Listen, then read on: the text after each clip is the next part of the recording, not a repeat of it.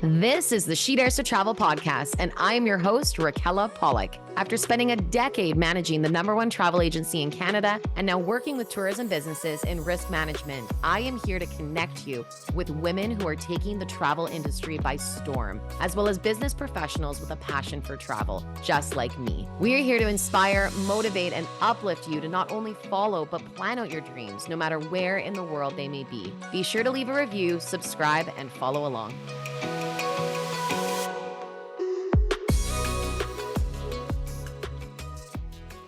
Hello, all you daredevils. Welcome back. Another exciting episode talking about my favorite topic, travel. And I have someone here, and if there's a word that is better than travel expert, that's where I would put her at. I have Claire Newell here with me today. She is, in fact, a travel expert, media personality, author, journalist, and founder and president of Travel Best Bets. For the past 30 years, Claire Newell has appeared on Global TV BC 6 times a week, CKNW Radio 4 times a week, and is a regular guest on Global TV's national The Morning Show. Claire's been a guest on BC's Today Show, Fox and Friends, CNN, and other national programs. She's written articles for various print and online publications, as well as authoring her own best-selling book, Travel Best Bets, an insider's guide to taking your best trips ever. I love the sound of that. She's also been a media spokesperson for many, many companies, including Disney, Hilton Hotels Worldwide, Bridgestone Tires, Chase Sapphire Preferred Card, and TD Bank. She has been featured in ads and promotions for Visit Las Vegas, Visit Anaheim, Visit Laguna Beach, and Vancouver International Airport, Hong Kong Tourism, BC Ferries, and the Canadian Tourism Commission. Now, in her spare time, she has also visited over 65 countries with a ton more on the bucket list. I am thrilled to have you here today.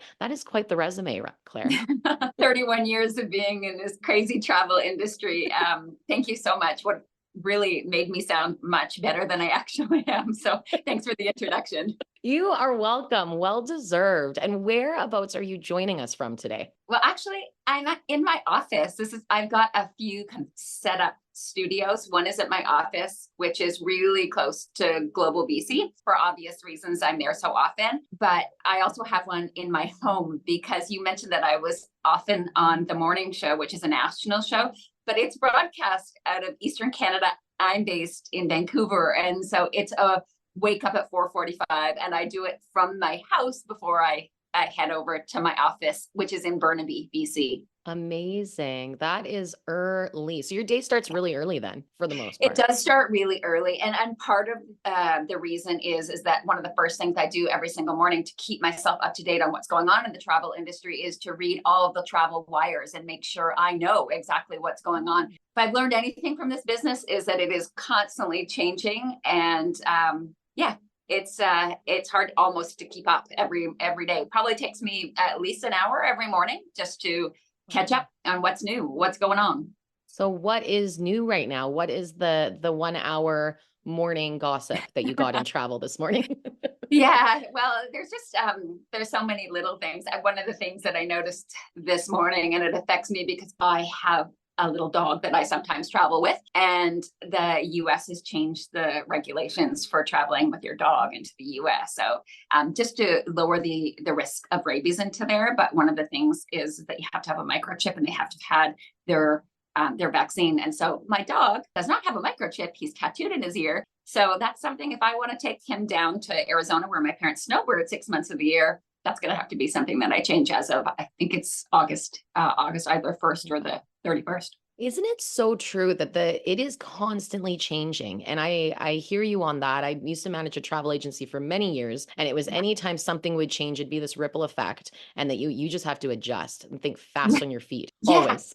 You do. And I have a team now I never thought I would be getting to this, but I've got a team in both a Burnaby office, a Langley office. Plus, we have 400 home-based agents, and that division of the business is growing like crazy. So I've got like an army of people that need to know exactly what's going on because it affects all of our clients. Absolutely. And how did you get into radio, TV, broadcasting? Did you go to college, university?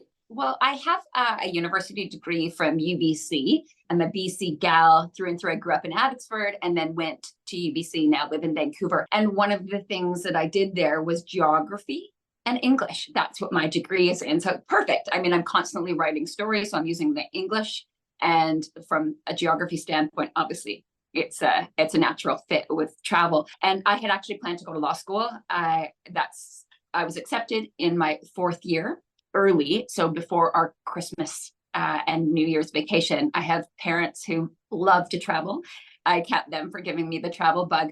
And we were on a cruise of my 4th year of university. And I met someone, a friend of mine, who her father was he was the managing director, which is the equivalent of a president of a large travel corporation that was based out of London. And I spent my summer there between 4th year university and going to law school in September. And I came back and had the toughest conversation that I've ever had with my parents, who are both extremely well educated. My dad was a surgeon. My mom has a teaching degree. It was, my path was kind of set. And there was no PowerPoint 30 some odd years ago, but I came with a list of pros and cons and saying, I'll defer law school, not go, but let me try what I want to do in the travel industry. And I've really never looked back. Wow. What a progress to Yeah. go from law. And I love that you did like a pros and cons list. That's a very, very lawyer thing to do.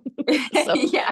smart idea. And you asked how I got into broadcasting. I have no background in it, but 6 months into starting my business, I put a proposal together to do a travel segment. And I actually was just going to feed the information to what I suggested was a young reporter. And the person at the TV station said, why don't you do it? And so I did it. And then they invited me back.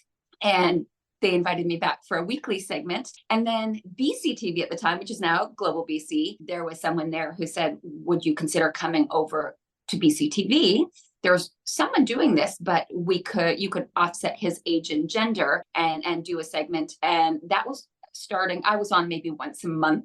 And then it started every Thursday noon has kind of been the go-to show. And it kind of evolved from there, from just talking about deals, which is still one of my favorite parts of this business, is finding the deal. And I'll go back to that. But now I'm on, 5 segments a week and more of a travel journalist. So kind of letting people have news that they can use with respect to travel, but still ending with some really good deals in the marketplace. And I always account finding the deals in the marketplace. So any women that are listening may appreciate the fact that, when you find a pair of Jimmy Choos at like Winners and you're like, yeah, I love that deal. For me, finding that deal and then having people take a trip that they never ever thought that they would be able to do, like a bucket list trip, say to Peru and Machu Picchu, say I find a deal, which I have right now, for under $2,500, including the airfare, the accommodation, everything, taxes in, and seeing people come back and then tell me that they saw it and they loved it. And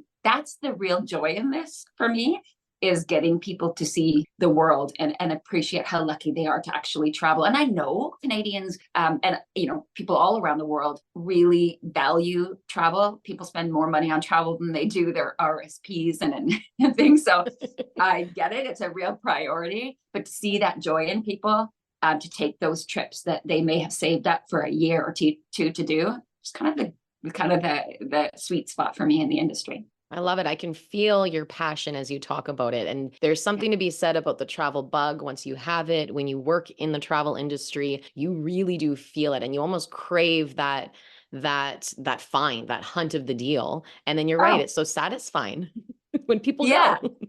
It really is. And I also really personally live for that feeling of seeing something that I have read about and seeing it. I remember seeing there's a couple of moments in my mind that really stuck out. Seeing Machu Picchu, going up the Citadel, or going up Machu Picchu, and you kind of a back and forth bus ride to get up there, and then you finally get there. But as you're going in the bus, you see the Citadel for the first time, and it's also who you're with. I mean, I was with my husband and my 2 kids and my mom and dad, and I was sitting beside my dad on the bus. Oh.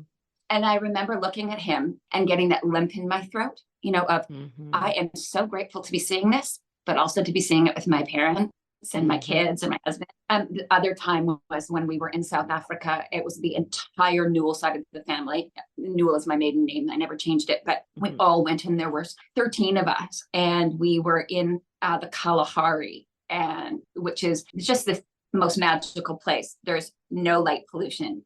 There's no sound. There's no buildings, and there's red sand at our feet, like that rusty orange sand. And we're having a dinner, and it's just our family and the people who are making the food and helping us. And I'm sitting at this long table with my family all around, my brothers, their wives, my nieces and nephews, my kids, my parents, sitting across from my parents.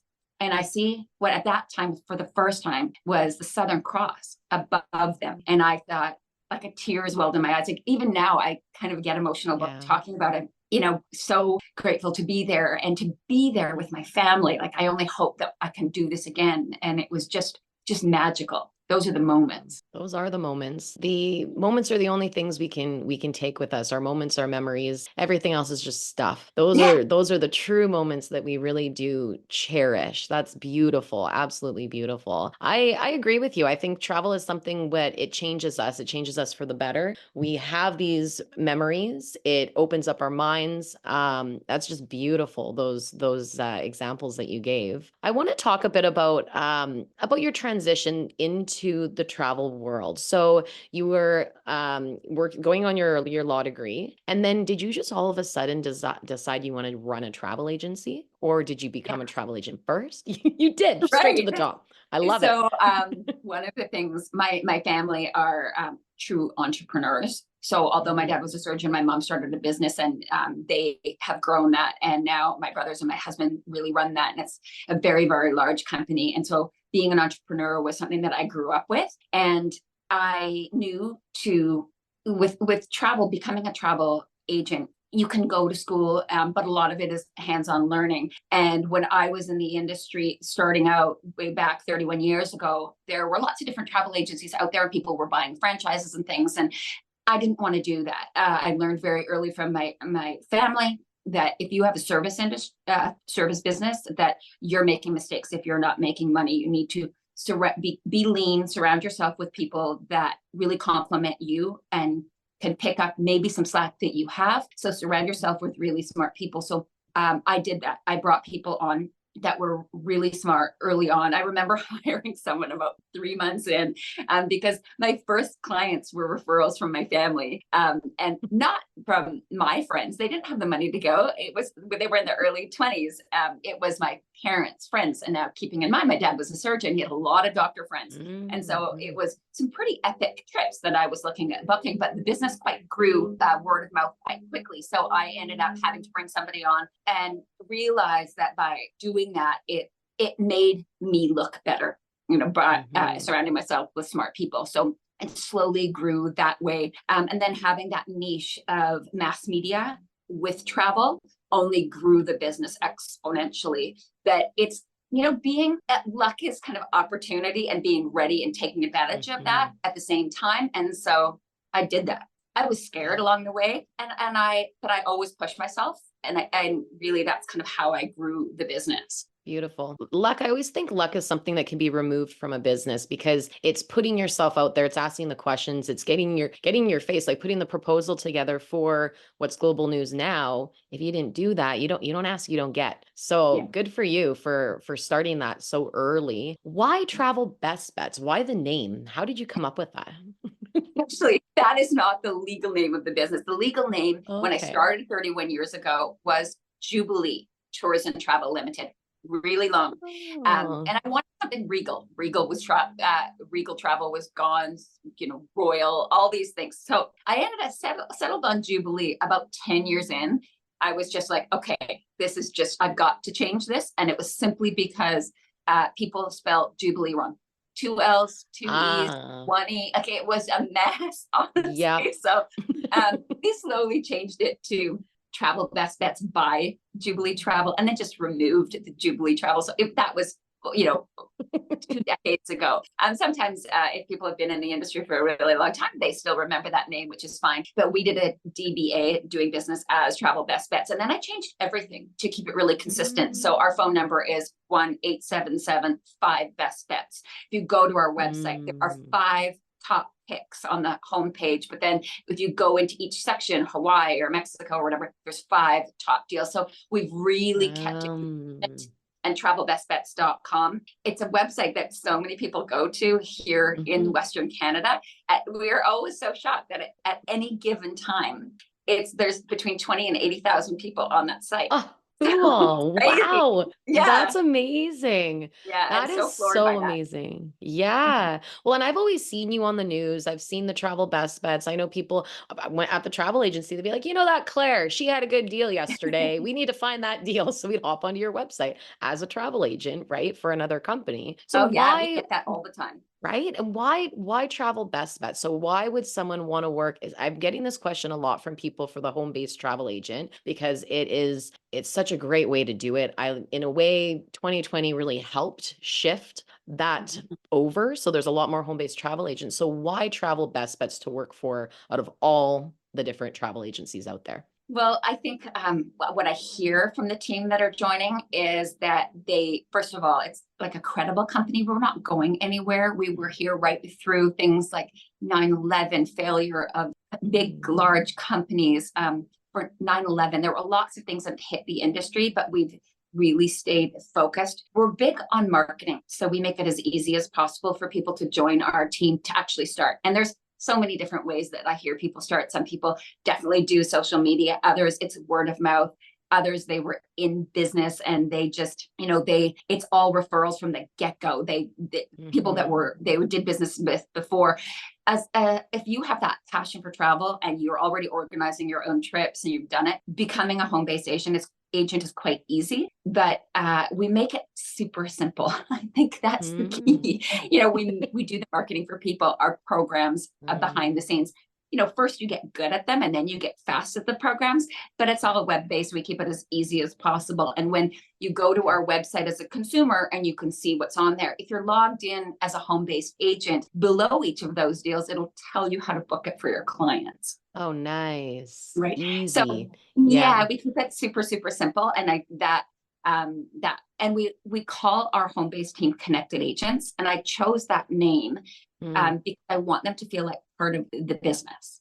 I want them to feel like we're all one family. And actually, we just came off of 5-night Alaska cruise on our first ever home-based agent conference, and we had 110 people on board, nice. which is so fun. And it was really nice to see the stories. And I'm always so, I'm excited and energized and excited to hear what they are doing. They're so creative.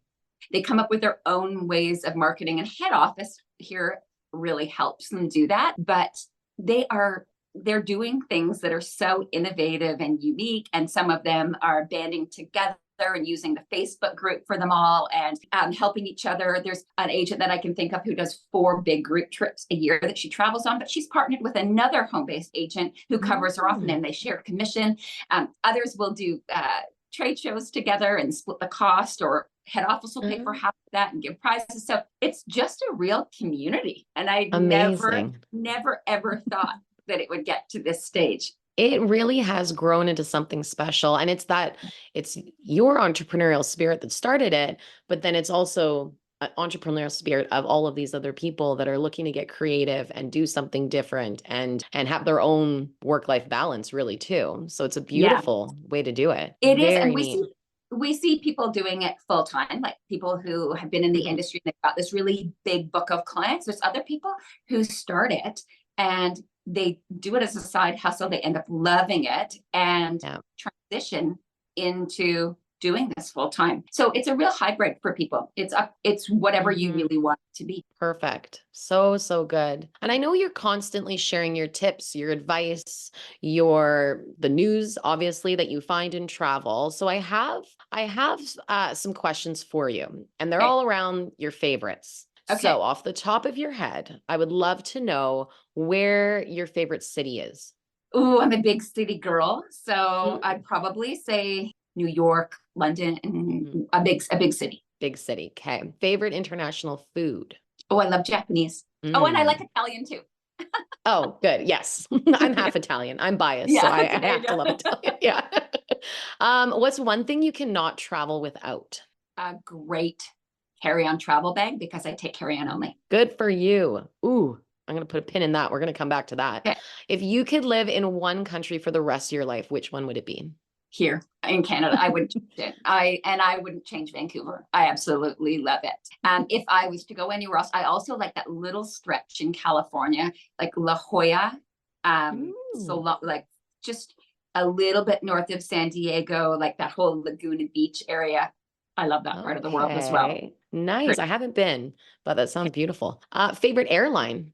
I'm going to have to say Air Canada, just because they've made it so easy for me with Aeroplan and all my credit cards. And I've always get a great experience. And now is with a little bit of status, I know with the upgrades and they do treat me well. Although I know that there are amazing airlines, the ones out of the Middle East that are so amazing, like Emirates and Qatar. And, but as far as I'm concerned, I love my Air Canada. I agree. Canadian. I'm a BC girl too, through and through. Yeah. There's no place like home. There's no place like home ever. Yeah. Favorite cruise line?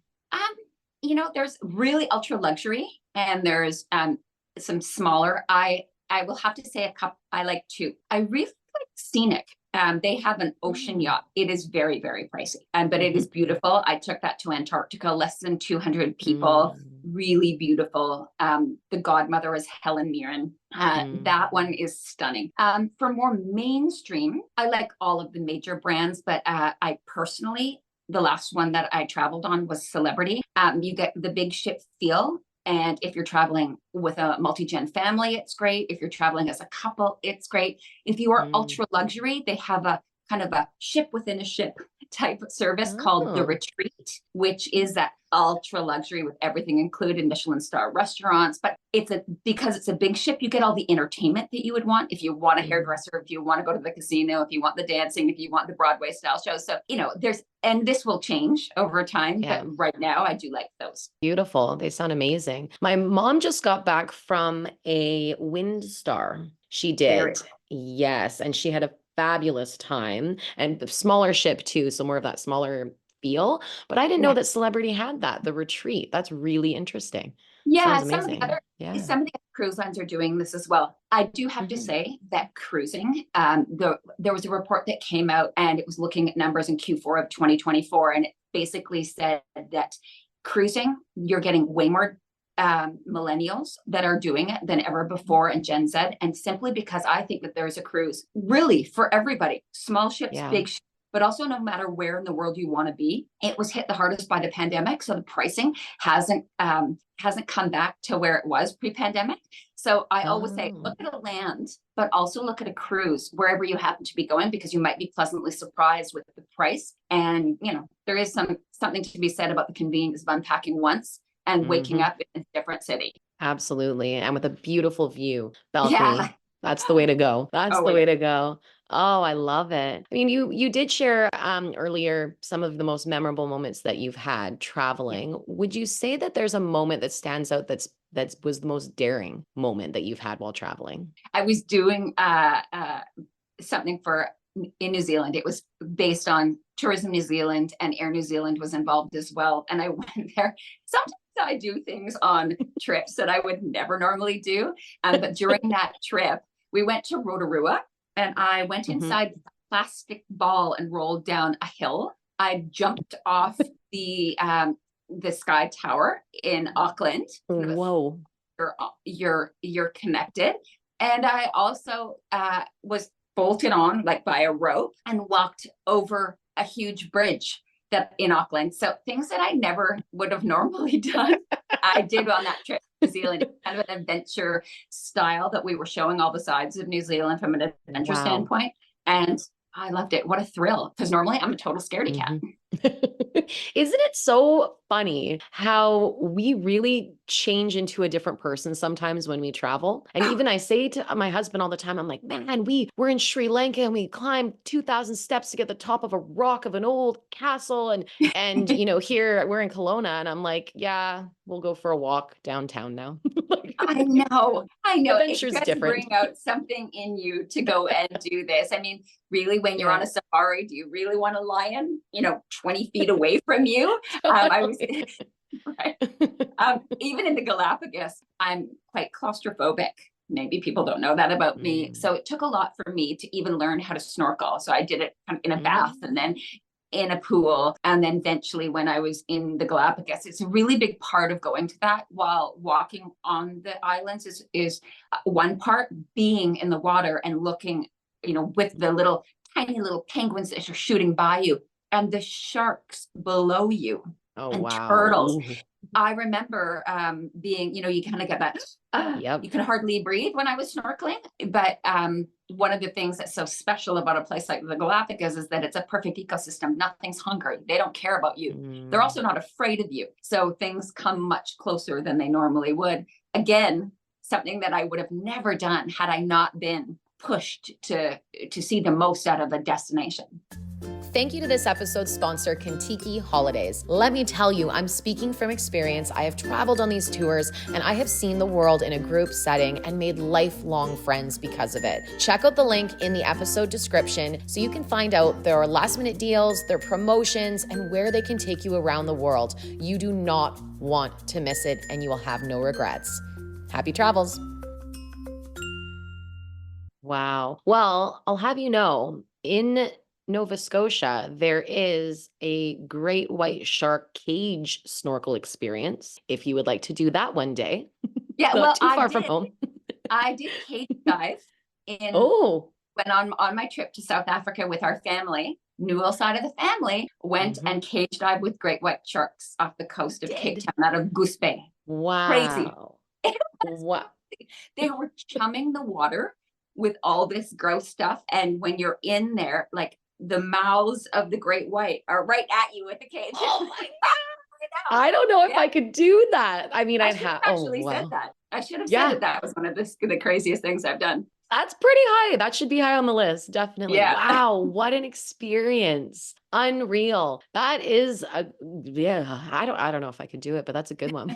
Really good one. What would you say with you've spent thousands upon thousands of hours on radio and TV, tons of research, of course, you do before you're on these shows and talking. What do you think is the most important travel tip? I've got a few, but I think the most important would be that as a Canadian, the Canadian government has got a great website that too few travelers visit before they ever go on a vacation. And it's travel.gc.ca. And it's important for two reasons. One of the things that constantly changes is the entry and exit requirements for people. So people just assume that if they've got a valid passport that expires before they come back, that they're okay. And that's not the case anymore. You may need a passport that has validity 3 months, 6 months, 8 months after the date you're supposed to return from the country.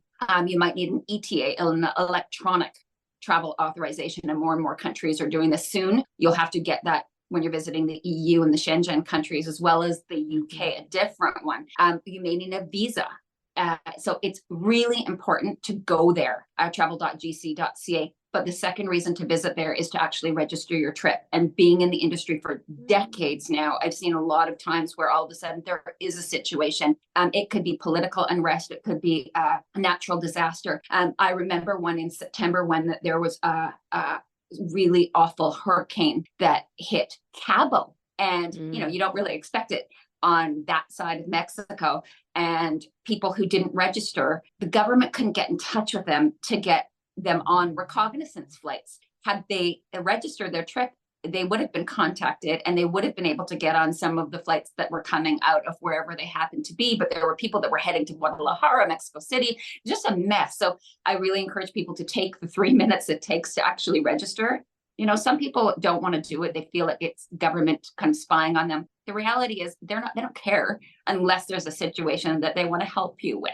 Wow, great advice. I've never thought to do that before for any of my trips. Okay. Yeah. I have multiple at any given time. No matter when I'm leaving Canada, you go there. Once I book my flights, I go on, register the trip, and you can have multiple trips at once actually on that portal. You're just putting in the dates you're going, where you're going, and your contact information. Perfect. That is great. Great advice. I'm going to definitely spread that one. Okay, really good tip to know. That's a great one. I've used the websites before. Great for entry exit requirements. That's something that's a must, just to avoid disappointment, avoid getting to an airport and being denied boarding because you don't have the right visa to go somewhere. It's all happened. It has all happened before. Now, the other thing that I would say is it's a couple of things that are mistakes, but the next most important is people either assuming they've got travel insurance, say on a credit card or through work, but going without enough, or thinking that they're invincible. If I get a cold, I'll just have a cold, in Hawaii or Mexico. In travel insurance, especially emergency medical, isn't for the expected. It's if you cut your foot on a piece of coral, or you slip on a pool deck and you break your arm or break your leg. I have reported, and I hear it in media all the time, of all of these GoFundMe pages. People didn't get it, or they just assumed. We had someone who, we have to make people sign an initial in 3 different places if they're choosing not to get travel insurance. Just assume that they had it on their credit card. We can't look at their policy, their credit card, and they paid with a different credit card. So if you're using your credit card because you've got insurance on it, pay with that credate card and make sure you're actually covered. And then I mean, this is probably the classic. It's not specific to like drill down to a little detail, but the vast majority of people overpack. Guilty. Right here. Right. All so the time. Most people do. And so that's one thing. Even I just go and carry on only for like a 2-week trip. There's things I don't use. Yeah, it's so true. My mother-in-law is an avid traveler. She went on a 5-month trip and she brought carry-on. So it can be done. It definitely can be done. You just need a good carry-on, like you were saying. And I actually recently got a good carry-on with a nice bag. And it is unreal the amount of things that you can actually fit in there, and you have it all with you on the plane. You don't have to wait. Oh, it is definitely a game changer. So the next trip I go on, I'm going to just try carry-on and we'll see how it goes. So my husband and I, and my best friend and her husband, when we travel together, we all have matching luggage. And I'm not sponsored by any company. I think there's really great bags out there. But investing in one that has a lifetime warranty is really important. I've had mine for more than a decade. So is my husband and our besties. And sometimes the handle might go or a wheel might go. And if it does have a lifetime warranty and it is legit, they will fix it and you'll be back in business. So it's really a key. Sometimes one and done is better than I'm a fan of going to places if there's a really great deal. I've often got things at like Winners or Marshalls or something. But investing in the real deal for my bag was for me the right thing to do, because it's it's what I do for a living. Absolutely. Especially when you're traveling so often. How often do you travel? How many flights a year would you say you are on? I don't know. You said at the beginning that I'd been to 65 countries. I've now been to 73 countries and more coming. And so cool. I do travel a lot. The next couple of months, I'm probably traveling every 2 weeks. Sometimes it's for work, maybe giving a keynote or going on a convention trip. And some of the bigger trips that I do with my family carved out well in advance. The one that's up and coming, for example, in August. Both of my kids are working now, so it's hard to, it's not just we've got spring break, we've got times that are carved out. We really have to think about this well in advance. So, and they're bigger trips. I want to do those big bucket list trips. Nice. While neither of my kids are married. One's 22, one's 25 right now. So we really do these things together. And even Christmas vacations, mine are booked long, one and done. So that's all carved out. But so I have lots of things that come up, but I'm probably doing a minimum 2 flights a month. Like 2 destinations. Oh, yeah, definitely. Of course, Air Canada, you said you are a frequent flyer with, and those points do add up. They make a difference. They really do. So picking the same airline. My husband has a much higher status than I do, because there are some times where I'm getting an agent rate on something and I don't get the points, or I'm a route to a destination that Air Canada doesn't have a nonstop. So I will, move around on something, because I actually own an agency. I do get some really great agent rates. So I do take advantage of that. Whereas my husband, for business, he's traveling, he's going business class, and his status just goes up and up and up. But it absolutely makes a difference if you've got status on any airline. And one of the things I see people forgetting to do, I don't care if you stay in a hotel for one night or you take one flight with an airline, go to the website, get your start your points. And there are companies out there, like I think it's points.com. And you can move things around from grocery purchases, gas purchases, and move them into, for me, it's Aeroplan. But for if you're with a different organization, you move them around, and at least you might get something free, but you will get something for your hotel stay, or your car rental, or your flight. Points.com. I'm going to check that one out. Yeah. That's great to know, because I usually fly WestJet as much as I can. Yeah. So I was gold for a little bit. I'm silver right now, but those perks are so nice, especially when you have the carry-ons and you can just whiz on through and you get there and you're pre-boarding, you're comfortable. I agree. It's the best way to travel. Best way to Absolutely. travel. What would you say, for the past, I guess 31 years in travel, the travel industry with Travel Best Bets, what has been the most surprising thing that you've learned about travel? I guess it wasn't really surprising. It's just that it is constantly changing. And even if you've been to a destination, I bet you go back 5 years later, it's a different place. Great point. Because there's a lot of people that don't, and myself included, for the longest time, wasn't even wanting to go back to some places again, thinking, oh, I would like to go somewhere new, try something No. different. But I'm yeah, a big believer in that. One of my favorite sayings is, the world is a book, and if you don't travel, you only read one page. And I see people often have maybe it's a timeshare, or they own a place, and they're kind of tied to it. They're going back over and over. I know people who the only trip they ever do is Palm Springs or Maui, and that's it. Like, they just keep going back, and I feel they don't know what they're missing, but I feel badly for them, because I think there's so many other amazing places to see in this world. It's true. It is so true. I love that quote too. I actually gave my mom and dad back in the day a huge map, like the one behind me, and I put that quote on the map for them, and then they put little pins wherever they go, but it's got that exact quote on it. So that's amazing. Yeah. But it's so true, and my parents, they love Hawaii. That was where we would go as kids. We were fortunate to go there on holidays. Love it. Beautiful place. And they would go back and back, but they really like to stick within the US. And then my husband and I, we decided to get married in Bali, because we went one year and we fell in love, and we're like, this place, I mean, we were in love beforehand. We fell in love with Bali though. And I made a joke about it. And then 2 years later, we're like, let's do it. So my parents ended up coming, and I remember the look on my dad's face when we got out of the airport, and we had hired a driver. He was taking us to our place, and my dad was in shock.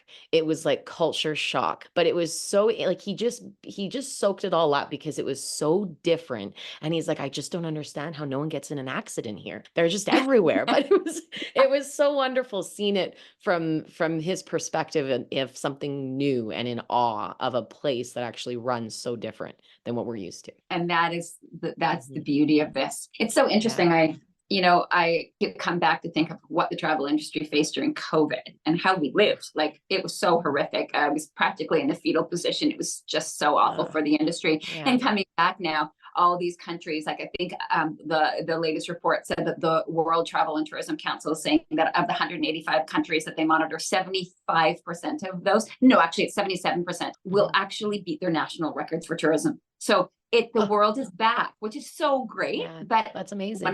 One of the things that I think is important now is that we look at where we go and how we travel, and sustainability should be the front runner. And you see all these places now in Europe, and everyone wants to go, and it's very exciting for me, watching people go and visiting Venice and Amsterdam and Barcelona. All of these places have also put in new policies, maybe little higher tax, or they're dealing with over tourism, and they're trying to get some extra money to put it against and help with those initiatives. But I think working in the industry, one of the things that has to be a responsibility that I share and our team shares is getting people to go maybe at different times.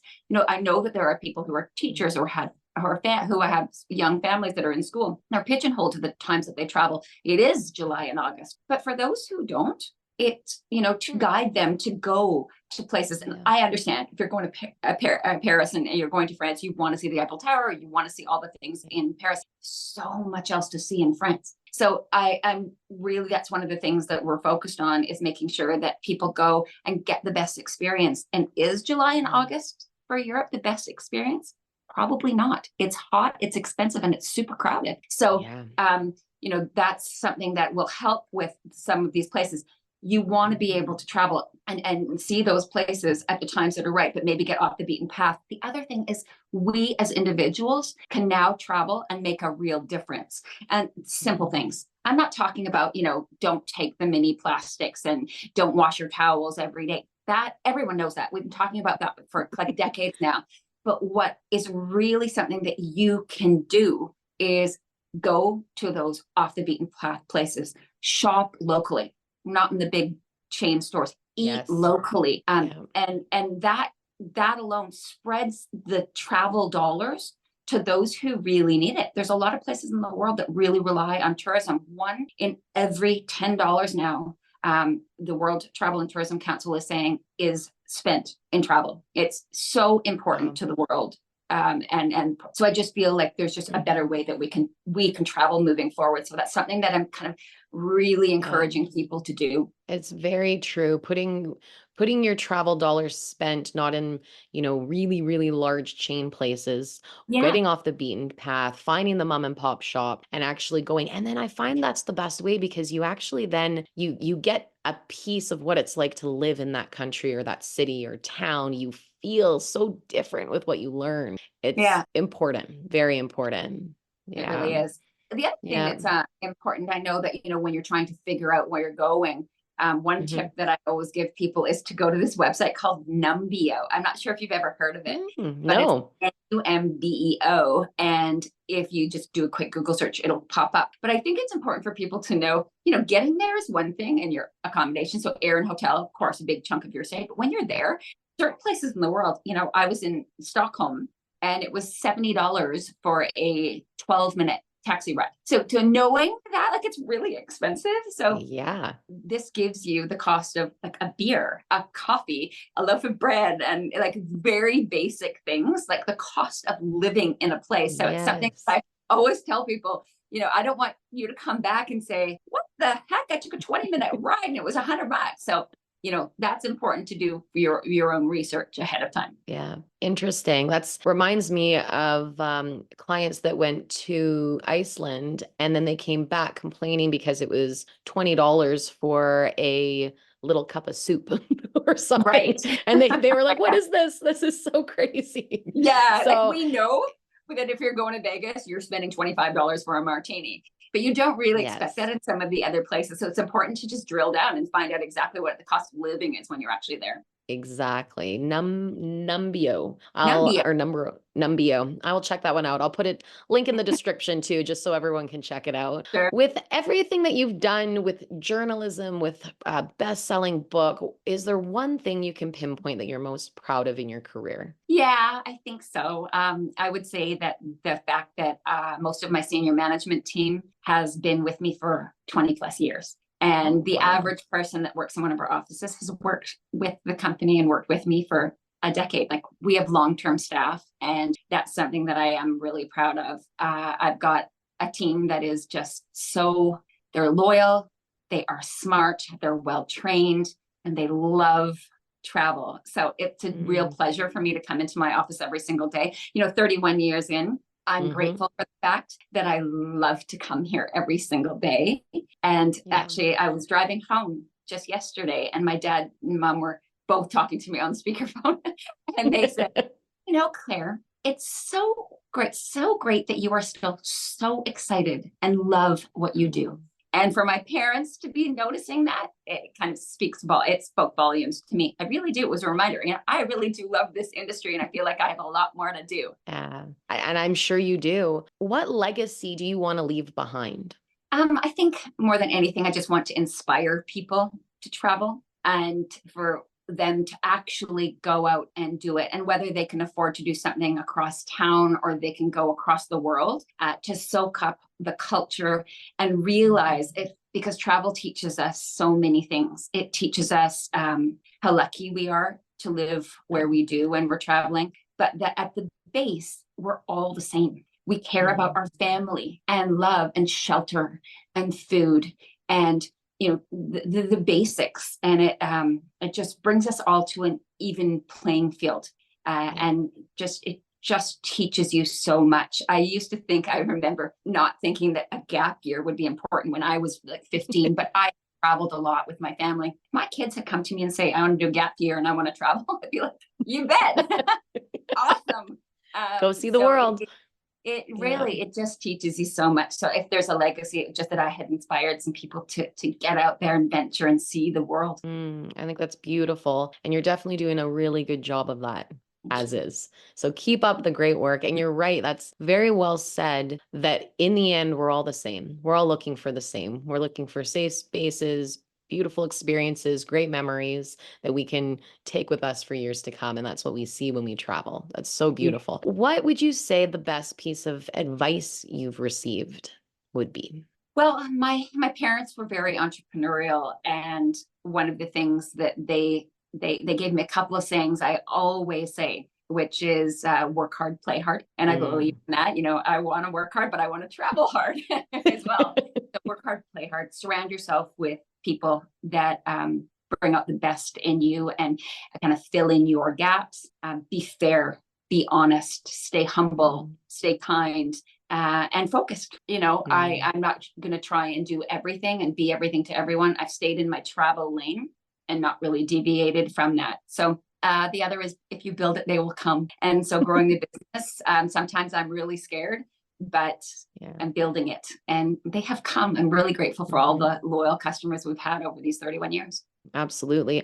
And they're grateful for you. I'm sure of it. They really are. Thank you for your insight, for your time today. I appreciate this. I know that so many will hear all of these fabulous tips and just be inspired to travel. So mission accomplished. Mission accomplished. Where thank can you for people having me. Oh, you're so welcome. You're so welcome. Where can people find you online, social media? The best place would probably be at the website, which is travelbestbets.com. Lots of people are following us on Instagram at travelbestbets, but I also do have like a personal /travel, which is just at Claire Newell Travel. Awesome. I will make sure that they're all in the description. Thank you again for your time. And I look forward to seeing where the travels and the travel industry is going to take you next.